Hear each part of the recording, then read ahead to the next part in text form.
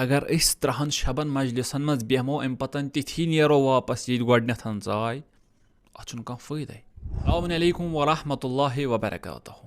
آدابِ مجلس چھِ کینٛہہ چیٖز اَسہِ یِمن ہُنٛد اَسہِ خیال تھاوُن چھِ مجلسن دوران ہم مجلسو پتہٕ. گۄڈنیُک چیٖز اگر أسۍ نظر کرو اکھ اِنسان گژھِ نیت خلوٗص سان اتھ مجلس منٛز اژُن. اتنسن ودُن اتنسن ماتم کرُن اتنسن سیٖنا زنی کرٕنۍ یہِ سورُے گژھِ آسُن أمِس اَمہِ موٗجوٗبن کہِ مےٚ چھِ پروردگارِ عالم تہٕ امام حسین علیہ السلامس تسلی دِنۍ.